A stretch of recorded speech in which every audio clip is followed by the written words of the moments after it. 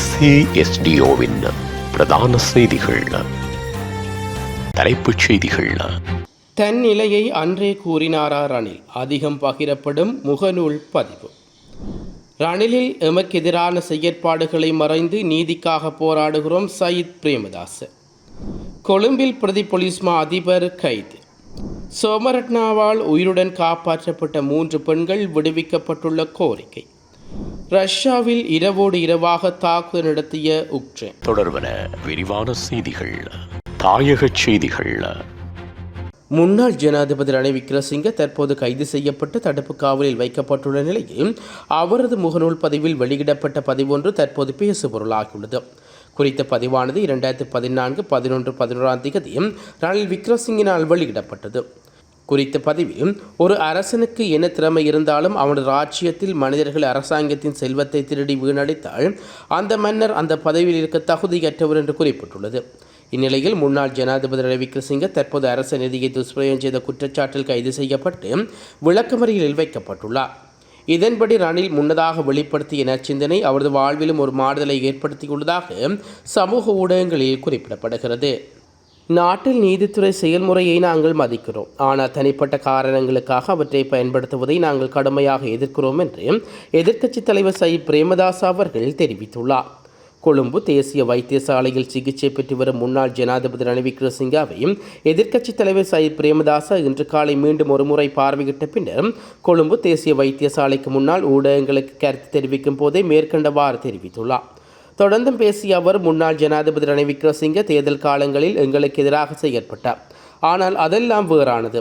இவ்வாறான சந்தர்ப்பத்தில் அதை பொருட்படுத்த முடியாது. கொழும்பு தேசிய வைத்தியசாலையில் வைத்திய குழுவினர் அவருக்கு தொடர்ந்து சிகிச்சை அளித்து வருகின்றார்கள். அவர்களின் செயற்பாடுகளை நாம் வரவேற்கிறோம். இந்த விவகாரம் நீதிமன்றத்துக்கு எடுத்துச் செல்லப்படுவதற்கு முன்பே சில பிரிவுகள் நீதிமன்ற தீர்ப்புகள் குறித்து அறிவிப்புகளை வெளியிடப்பட்டிருப்பது கவலைக்குரியதாகும். அத்துடன் நாட்டின் சுயாதீன நீதித்துறையில் தனக்கு முழு நம்பிக்கை இருப்பதாகவும் ரணில் விக்ரமசிங்கே நாளை நீதிமன்றத்தில் முன்னிலைப்படுத்தப்படும் போது நீதியான மற்றும் சுயாதீனமான தீர்ப்பு வழங்கப்படும் என்றும் அவர் தெரிவித்துள்ளார். கொழும்பு பிரிவுக்கு பொறுப்பான பிரதி போலீஸ் மா அதிபர் உதித் அலியனகே குற்றப்புலனாய்வு திணைக்களத்தினால் கைது செய்யப்பட்டுள்ளார். குறித்த கைது நடவடிக்கையானது இன்று முன்னெடுக்கப்பட்டுள்ளது. புதைகள் தோண்டுவதற்கு முற்பட்ட குற்றச்சாட்டில் குறித்த போலீஸ் மா அதிபரின் மனைவி உட்பட 8 பேரை அனுராதபுர போலீசார் முன்னதாக கைது செய்திருந்தார்கள். இதையடுத்து தாம் பிரதி போலீஸ் மா அதிபர் என்றும் தனது மனைவியை உடனடியாக விடுவிக்குமாறு அனுராதபுர போலீசாருக்கு சந்தேக நபர் தொலைபேசியில் அழுத்தம் கொடுத்ததாக குற்றம் சாட்டப்படுகிறது. இச்சம்பவம் தொடர்பில் குற்றப்புலனாய்வு திணைக்களம் விசாரணைகளை முன்னெடுத்த நிலையில் இன்றைய தினம் சந்தேக நபரை கைது செய்ததாக தெரிவிக்கப்படுகிறது. தன்னால் காப்பாற்றப்பட்டவர்கள் இப்போது எங்கேனும் இருப்பார்களாயின் அவர்கள் முன்வைந்து செம்மணி குறித்த உண்மைகளை வெளிப்படுத்த வேண்டுமென கிருஷாந்தி குமாரசுவாமி படுகொலை வழக்கில் பிரதான குற்றவாளியாக நீதிமன்றத்தினால் தீர்ப்பளிக்கப்பட்ட லான்ஸ் கேப்ரல் சோமரட்ன ராயபக்ச அறிவித்துள்ளார். எதிர்வரும் செப்டம்பர் மாதம் நடைபெறவுள்ள ஐநா மனித உரிமைகள் பேரவை கூட்டத்தொடர்பில் செம்மணி தொடர்பான விடயங்களை முன்வைக்குமாறு தமிழ் நாடாளுமன்ற உறுப்பினர் மற்றும் சட்டத்தரணிகளும் வேண்டுகோள் விடுவித்துள்ளார். இது தொடர்பில் கருத்து வெளியிட்டுள்ள அவர், யாழ் அரியாலையில் சம்பத் எனும் பெயரில் குறிப்பிடத்தக்க காலம் பணியாற்றியவர் என்ற ரீதியில் 1996ஆம் ஆண்டிலேயே அரியாலை பிரதேசத்தில் காணாமல் போன சகல நபர்களும் 7வது இராணுவ காலால் படை தலைமையகத்தில் உயர் அதிகாரிகளாலேயே கைது செய்யப்பட்டார்கள். 1996இல் யாழ்ப்பாணத்தில் இடம்பெற்ற சகல குற்றங்கள் பற்றியும் வெளிப்படுத்த தயாராக உள்ளேன். அத்தோடு இவ்விடயங்கள் தொடர்பிலும் சத்திய கடதாசி வழங்க தயாராக உள்ளேன். 7வது இராணுவ காலாட்படை தலைமையகத்தில் பணிபுரிந்த அதிகாரிகள் யார் என்பதையும் 1996ஆம் ஆண்டு யாழ்ப்பாணத்தில் இடம்பெற்ற சகல குற்றங்கள் பற்றியும் வெளிப்படுத்துவதற்கு தான் தயாராக இருக்கிறேன். உண்மையில் கண்டறியப்பட்ட செம்மணி சிந்துபாத்தி மந்த புதைகுழியில் இதுவரை மேற்கொள்ளப்பட்ட அகழ்வு பணிகளில் சுமார் 150 மனித எலும்புக்கூடுகள் அடையாளம் காணப்பட்டுள்ளன. 1996ஆம் ஆண்டளவில் யாழ் கைதடி பகுதியைச் சேர்ந்த 2 பெண்கள் செம்மணியில் கைது செய்யப்பட்டு அன்றைய தினம் இரவு 7வது இராணுவ காலால் படை தலைமையகத்திற்கு கொண்டு வரப்பட்டார்கள். இருப்பினும் அவர்கள் இருவரும் கொல்லப்படாத வகையில் செம்மணி சோதனை தாவுக்கு அழைத்துச் சென்று அங்கிருந்து அவர்களை விடுவிப்பதற்கு நான் உதவினேன். அதேபோன்று அரியாலை பிரதேசத்தில் கைது செய்யப்பட்ட மற்றொரு பெண்ணையும் நான் தலையிட்டு விடுவித்தேன். இவ்வாறு என்னால் காப்பாற்றப்பட்டவர்கள் இப்போது எங்கேயானும் இருப்பார்களாயின் அவர்கள் முன்வந்து அந்த உண்மைகளை வெளிப்படுத்த வேண்டும் என கேட்டுக்கொள்கிறேன். அது மாத்திரமின்றி அரியாலையைச் சேர்ந்த ஆணொருவர் சுண்டி முகாமில் தடுத்து வைக்கப்பட்டிருந்தார். அச்சந்தர்ப்பத்தில் நான் தலையிட்டு அவரை விடுத்தேன் என்று தெரிவித்துள்ளார். உலகச் செய்திகள்.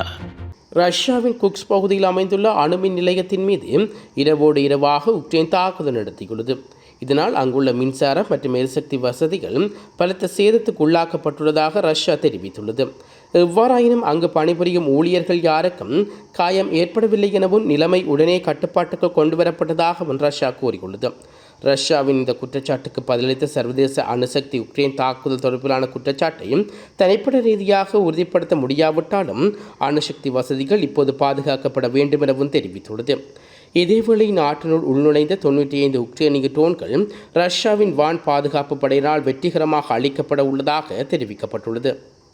இதேவேளை நாட்டுக்குள் உள்நுழைந்த 95 உக்ரைனிய ட்ரோன்கள் ரஷ்யாவின் வான் பாதுகாப்பு படையினரால் வெற்றிகரமாக அழிக்கப்பட்டதாக தெரிவிக்கப்பட்டுள்ளது. அத்துடன் உக்ரைனுக்குள் நுழைந்த 72 ரஷ்ய ட்ரோன்களில் 48 இடைமறித்ததாக உக்ரைனும் கூறியுள்ளமை குறிப்பிடத்தக்கது. மீண்டும் தலைப்புச் செய்திகள். தன் நிலையை அன்றே கூறினாரா ரணில்? அதிகம் பகிரப்படும் முகநூல் பதிவு. ரணிலில் எமக்கு எதிரான செயற்பாடுகளை மறைந்து நீதிக்காக போராடுகிறோம் சயித் பிரேமதாஸ். கொழும்பில் பிரதி போலீஸ் மா அதிபர் கைது.